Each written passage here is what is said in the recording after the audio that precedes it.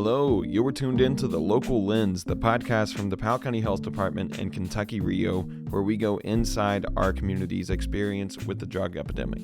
Our show is based in Stanton, Kentucky, a small town nestled at the foothills of Appalachia, and in this episode, we're actually going to be in our neighboring county, Montgomery County. It's Mount Sterling. So we were introduced to somebody named Gwyndolan Carpenter, which is where this episode started. We were told that she had an incredible story, so we set up a meeting time for the interview, and she brought two people along with her. She brought her daughter and a friend that she has made since working in recovery.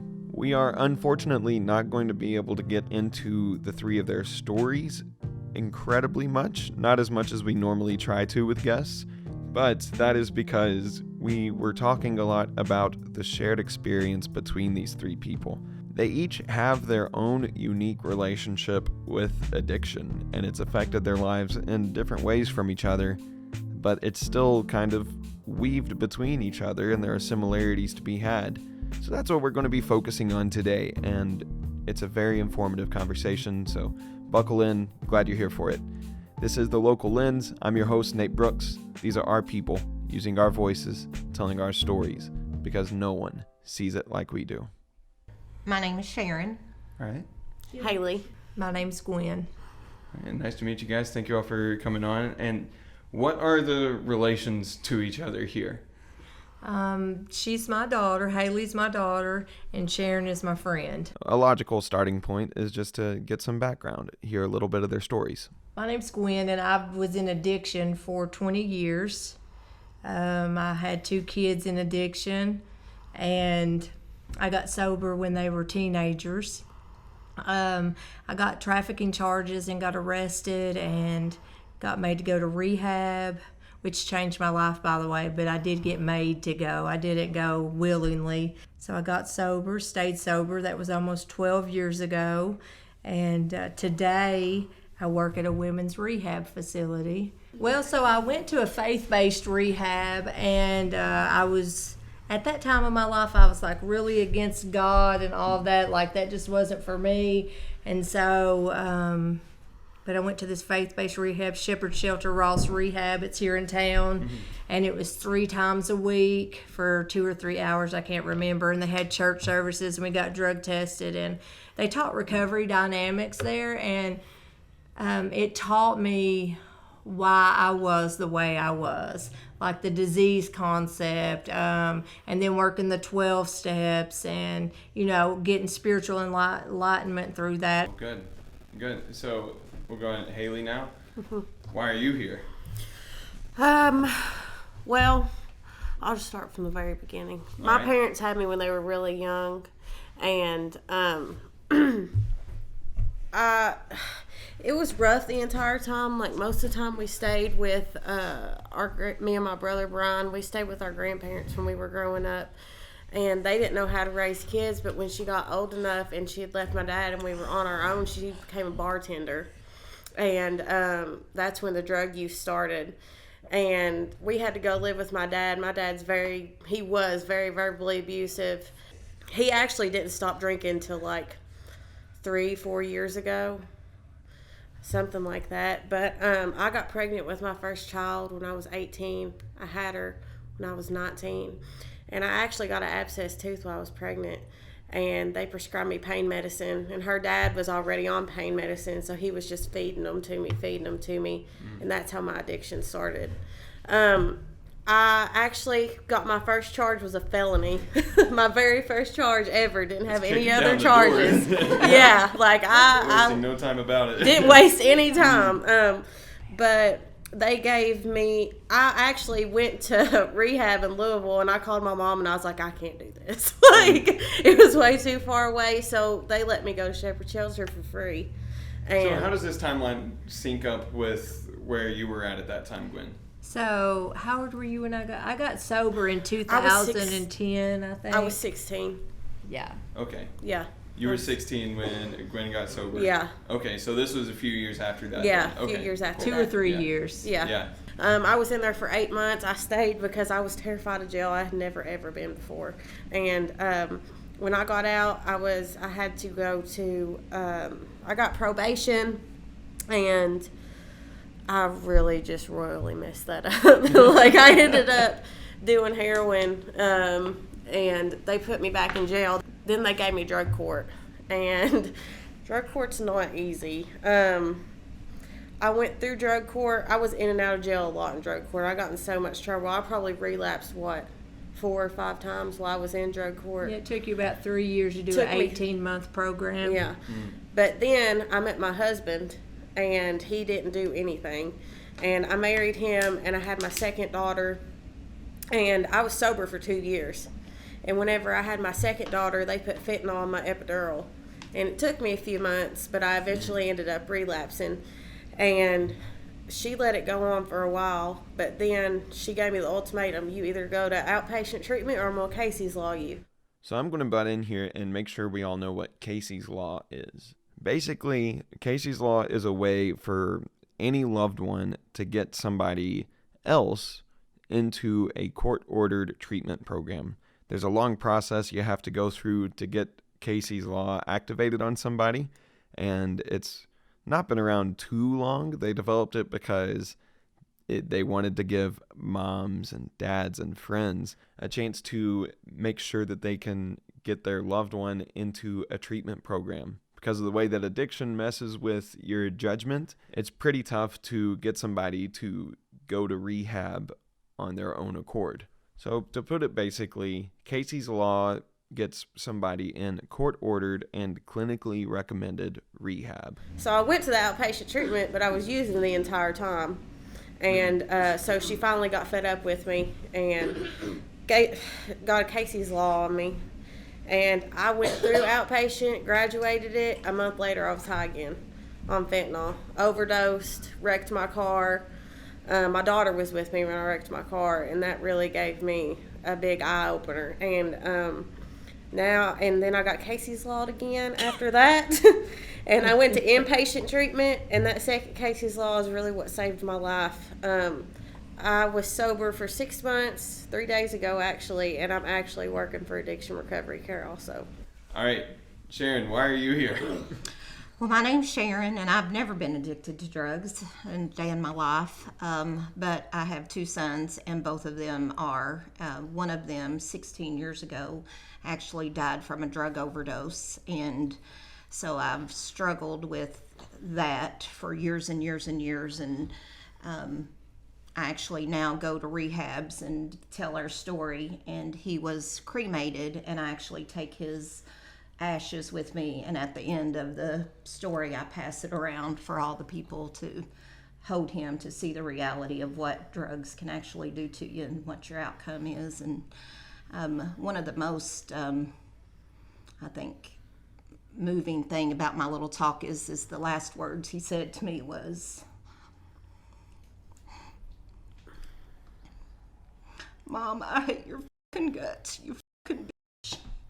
So usually when I say that, people pay good attention. Well, they pay attention the whole time, but that really gets to them. And then that was the last words he said. And so I've struggled through the years with coming to terms with that. And so then I decided that I would turn their negative into a positive, and so I try to go out and talk to people, and been to Gwen's shelter a bunch of times, and I think I have an impact when I leave. I get lots of hugs, and lots of people tell me they'll remember my story forever. So I just try to turn my negative into a positive for other people. Do you see, like, looking at each other, like, many parallels? I mean, you're obviously, like, all dealing with addiction in your... Well, like, there's around so your lives. many people in the community that want to look down on drug addicts and say that they're never going to change and this and that, let them die. If diabetics can't get free insulin, then why should we keep Narcan and these people that keep overdosing? That was her son that died. He mattered to her. So all these people that are out here judging these other people, that's somebody's child or grandparent or mother or father, and how dare you judge them when somebody at home is crying, begging for them to change their life? That really gets under my skin so bad. And that's my story. When I go to these rehabs, that's my message that I try to get to them is, I tell them that I love them, and I give everyone a hug, and that they matter. Like at the last time I went to the rehab, I took 6 $1 bills and wadded up 3 of them and passed them out and gave 3 straight ones. And so I had them hold them up. And so I said, when you've got this $1 bill and you go to the store, how much is it worth? It's worth $1. And so when you've got your wadded up $1 bill and you go to the store, it's worth $1 too. Just because you're wadded up and you got some bumps in the road don't mean you're not as valuable as this $1 bill. When I go to these places, that's what I see. I see people just down on their self-esteem and like they need somebody to still love them. The thing that was the most frustrating for me was that I could see myself in her, and I knew the answer. I knew the answer, but I couldn't. And I would try to force her. I would do everything but grab her and shake her, and and I would beg and plead with her, and then it gets to the point to where, no, I won't give you $20. No, I won't pay your electric bill because I'm still enabling you to get high. Yeah, I'll meet you and put gas in your car. And she had my 2 little granddaughters, and the first granddaughter, she suffered a lot more because Haley was in addiction more with her, and it was just hard, because, and it was like I would get mad at her, but she's my child, I was afraid she was going to die from a drug overdose. How were you looking at your mom through this whole process? She was trying to help you the whole time, but at the end, I was so miserable. Like when we went to court for the cases, I was so miserable and so fed up with it that I hugged her and I cried and I did not get mad. The last few times I would fight with her, I told her she wasn't even worthy enough for me to spit on her if she was on fire. That's how mad I was at her. But the last time I was done with it. I was done. And I let God into my life this time, and I did not last time, and that has really been a big game changer for me. A lot of people don't look at it that way, and to each their own, but that's what's helped me to this day. You have to completely change yourself from the inside out. Yeah, and that takes time to do. Yeah. But if you're a woman, it's so easy to get drugs off these men, and I would just give people rides places and stuff, and heroin's really bad in this community. Heroin, meth, this community, you don't hardly ever see crack, cocaine, or anything like that. It's strictly fentanyl, and they are actually cutting heroin with meth right now and putting fentanyl in meth, and that's so dangerous, 'cause that's speedballing. That will kill you quicker than anything. So there's a lot of bad stuff in Montgomery County right now. One reason why we were interested in coming into Montgomery County to do these shows is because we know that Montgomery County is pretty against things like the syringe exchange program. I don't really know what their relationship is on a lot of other things because I know a lot happens in Montgomery. But do you guys know much about the syringe exchange? Is that? I do. You do? Yeah. How do you feel about it? A lot of people, I have a friend, say if we had needle exchange here and she could take in her dirty needles and exchange them for clean ones, she might not have endocarditis right now.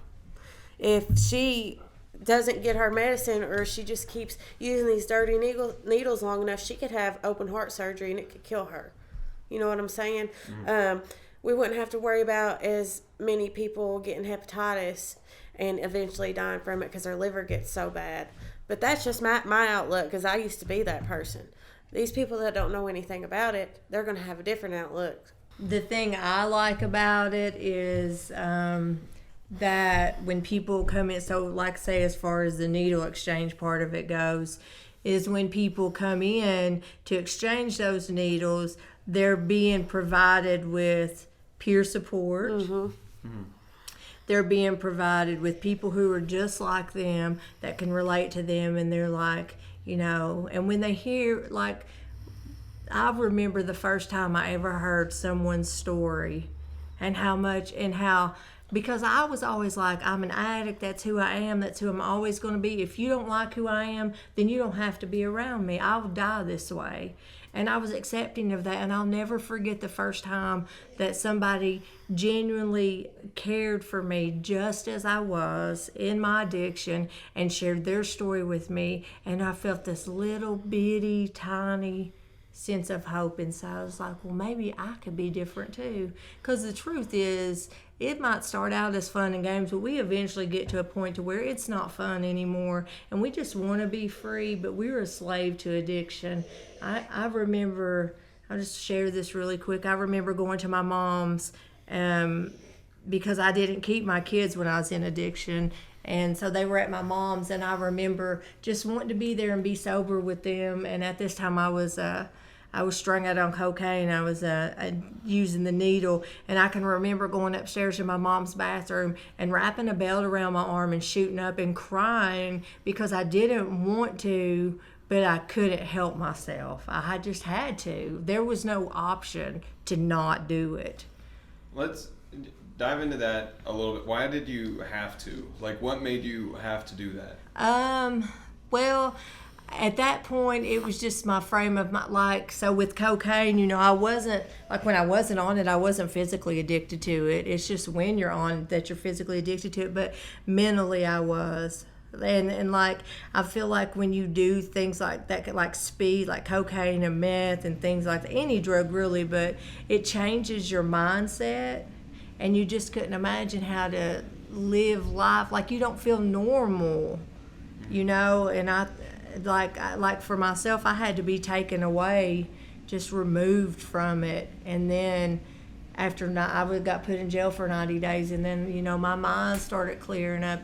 You just don't see a way out, I can remember being strung out on pills and it being my son's birthday, and my son, he still does, and he's grown, but he adored me, and I can remember going to his birthday party and going and not using before I went, and I was on opiates. I don't know if I said that, but I can remember him crying and begging me to stay, and even though I wanted to, I just couldn't, because I needed to go over here where I could get this dope.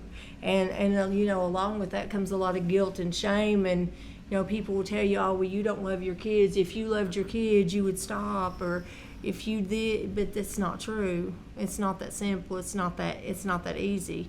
It's just like, I know today that if I use one time, I'll go right back to that person I used to be, even after all these years, so... Yeah, it's just hard to break free from, and you're just bound by it mentally, emotionally, physically. A lot of times it's hard to break free from. It's not just as easy as being like, I'm not going to do this anymore, I quit. Well, for some people maybe it is, but it wasn't for myself. You mentioned in there that at some point it quit being fun. Haley, you also mentioned that it was that for wreck. Me, yeah, the wreck. My daughter didn't get hurt. I'm just going to clarify that. She didn't get hurt. She was fine. How old is she then? She's 2 now. Oh, she's 2 now. She's 2. So she was 1.5 then. Yeah. But at the very end, it was just so miserable. But my drug choice was opiates. I never did speed or anything like that. And I was into fentanyl. And the withdrawal from that is so bad that, like she said, you're enslaved to it, or you're in so much misery. And I had my little baby daughter. Didn't need to be taking care of her high anyway. But in my mind, I'm a better mother because I'm not dope sick and I can take care of her the way that I need to. In my sick mind, that's what I thought. How does it feel to hear other people's stories where they reach the turning point? I know that's a terribly awful question. Well, it just gives me, I have 2 sons. It gives me hope for my other son. And it makes me just wonder, like that song, what would you be today? Makes me wonder for my oldest son, had there been Narcan, had there been all this other stuff, because you didn't even hear of people overdosing.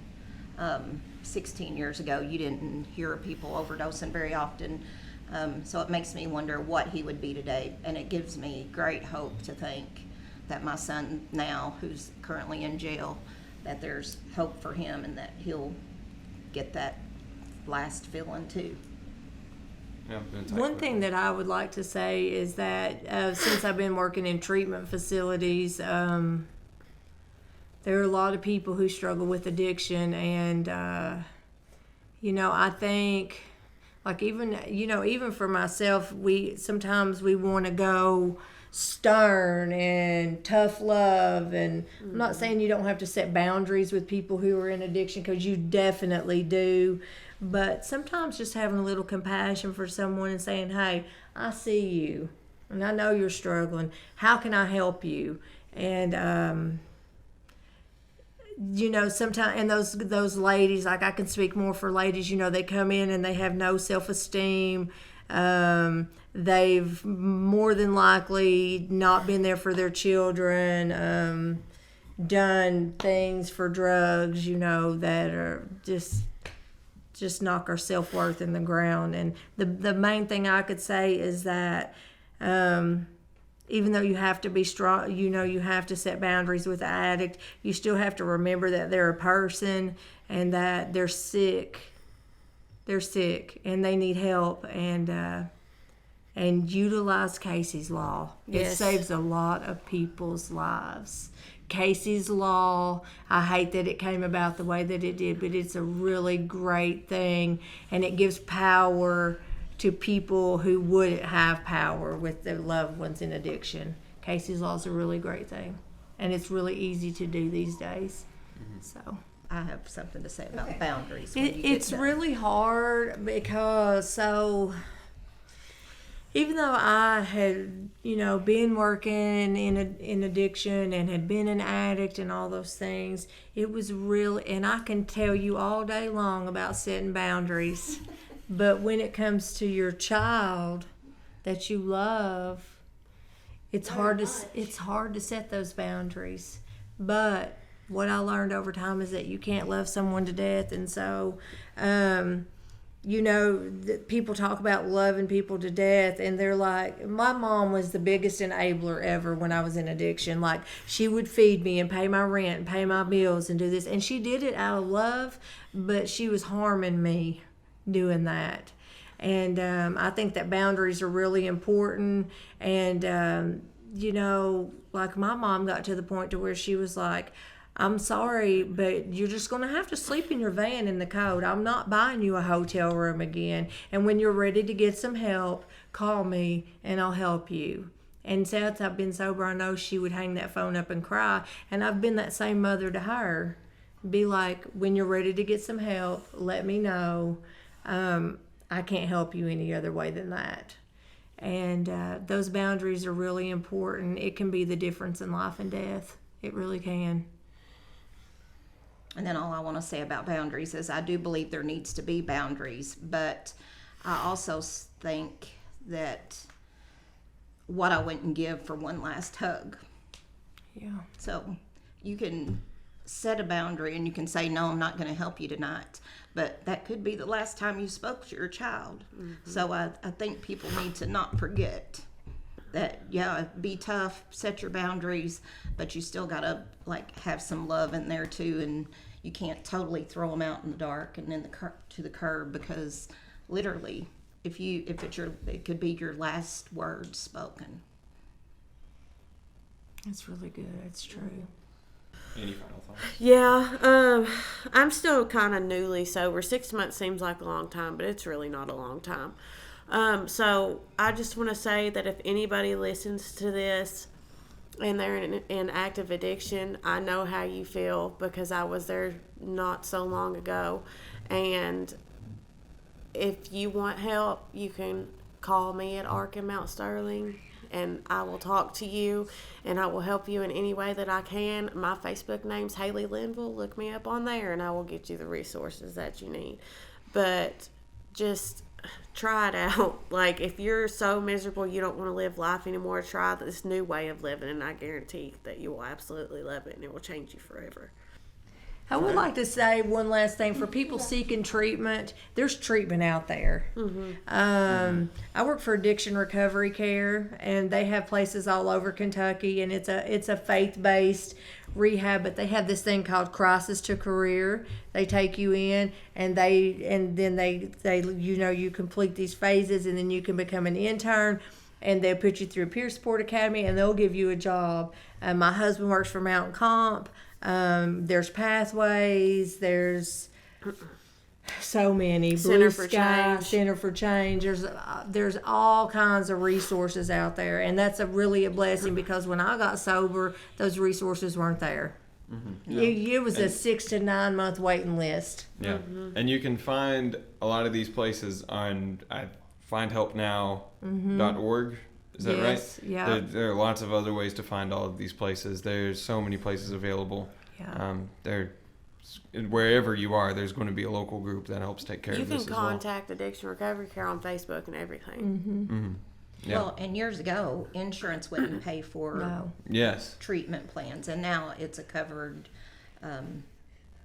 for insurance purposes. So, And and another, like with the insurance, if you come to treatment and you don't have insurance, they will sign you up on Medicaid, or if you have Medicare. So the company I work for doesn't accept Medicare, but there's so many vouchers.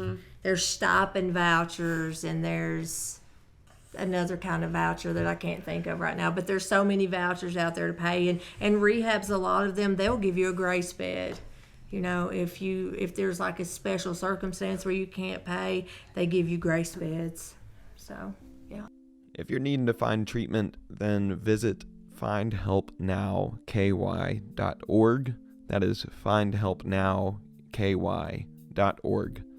All right, and we have one more final statement from Sharon. I guess I'll say every addict has a mom, and I'm that mom.